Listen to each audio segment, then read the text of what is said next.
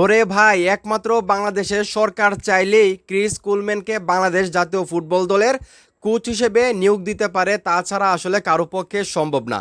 মানে বাফুফে নিজেও বলতেছে যে বাফুফের কাছে বা এত টাকা নাই বা তাদের এত সামর্থ্য নাই যে ক্রিস কুলম্যানের মতো একজন কোচকে আসলে নিয়োগ দেওয়ার মতো। মানে বাফুফেতে লাস্ট একটা মিটিং হয়েছে যেখানে সবাই চায় ক্রিস কুলম্যানকে হামজা চৌধুরীদের কোচ হিসেবে দায়িত্ব দেওয়ার জন্য।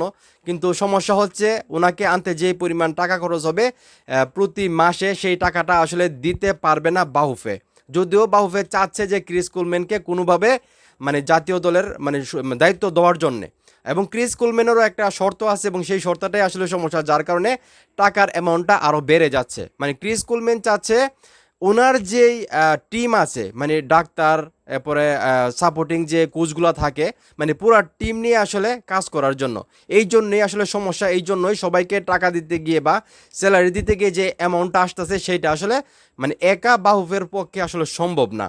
যার কারণে বাফুফে, আমি যতটুকু জানতে পারলাম, মানে বাংলাদেশের বর্তমান যুব ক্রীড়া প্রতিমন্ত্রী আমিনুল হক ভাই ওনার সঙ্গে যোগাযোগ করতে চান।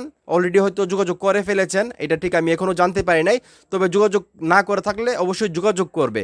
মানে আমিনুল হক ভাইয়ের মানে সঙ্গে কথা বলে আসলে তাদের কাছ থেকে, মানে বিসিবির কাছ থেকে আসলে সাহায্য চাইবে, এবং ওনারা চেষ্টা করবে যে অর্ধেক অর্ধেক যে স্যালারি আছে, অর্ধেক স্যালারি মানে বাফুফে দিবে এবং অর্ধেক স্যালারি আসলে বিসিবি দিবে। এরকমটা যদি করা যায় তাহলেই নাকি ক্রিস কুলম্যানকে আসলে বাংলাদেশে আনা সম্ভব।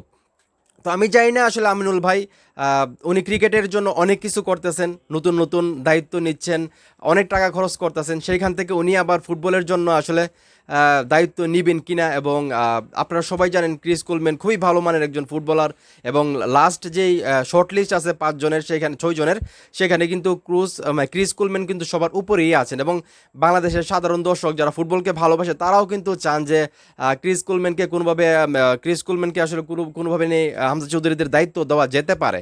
তো সেইখান থেকে আমি যেটা বললাম, সবাই চাচ্ছে ক্রিস কুলম্যানকে, কিন্তু সমস্যা হচ্ছে ওনার স্যালারির। এবং উনি যদি একা আসতো হয়তো বা এত স্যালারি লাগার কথা না।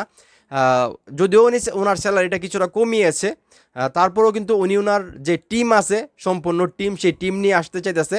তো সেই জন্য কিন্তু সবার স্যালারিটা যদি একত্র করা হয় সেটা বিগ একটা অ্যামাউন্ট আইসা পড়ে, যেখান থেকে আসলে সম্পূর্ণ যে অ্যামাউন্ট সেটা আসলে বাহুফের পক্ষে দেওয়া সম্ভব না। সেই জন্যই কিন্তু আমিনুল হক ভাই ওনার সঙ্গে আসলে পরামর্শ করবেন এবং ওনাদের কাছ থেকে সাহায্য চাইবেন।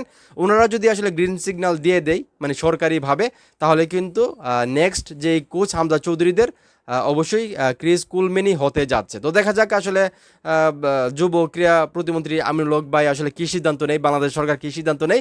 তবে আমি মনে করি যে আসলে বিসিবি থেকে সাহায্য করা উচিত। একসময় শুনেছিলাম যে বাহুফে নাকি বিসিবিকে সাহায্য করতে বাংলাদেশের ক্রিকেটকে উন্নত করার জন্য, সেটা ঠিক কতটা সত্যি মিথ্যা আমি জানি না। তবে আমি যেটা মনে করি বাংলাদেশ ফুটবলটাকে উন্নতি করার জন্য, উন্নয়নের জন্য আসলে বিসিবির যেহেতু আর্থিক কোনো অবস্থা খারাপ না, ভালো অবস্থা, সেখান থেকে হেল্প করলে মন্দ হয় না। তো যাই হোক, আমি শুধু চাই ক্রিস কুলম্যানের মতো একজন দক্ষ কোচ আসলে বাংলাদেশের জাতীয় ফুটবল দল কোচ হিসেবে নিয়োগ দেওয়া হোক, এবং আমাদের যে স্বপ্ন 2030 বা 2034 ফুটবল বিশ্বকাপে আসলে আমাদের কোয়ালিফাই করা, সেটা যাতে আসলে সত্যি হয়, এটি আমি চাই। তো এখন এই মুহূর্তে যারা আমার এই ভিডিও দেখতেছেন, এই যে আসলে বাহুফে থেকে তাবি তাওয়াল বললো যে আসলে এত স্যালারি দেওয়া তাদের পক্ষে সম্ভব না, আমিনুল হক ভাইয়ের কাছে যে ওনারা সাহায্য চাইবে, এটা নিয়ে মিটিং করবে। তো আপনারা কি চান যে আসলে বিসিবি থেকে বা সরকারিভাবে আসলে সাপোর্ট দেওয়া হোক বাহুফেকে, সেটা আপনারা চান কিনা, এবং ক্রিস কুলম্যানকে আপনারা হামজা চৌধুরীদের কোচ হিসেবে চান কিনা, সেটাও কমেন্ট করে জানাবেন। ভিডিওটা ভালো লাগলে অবশ্যই শেয়ার করবেন।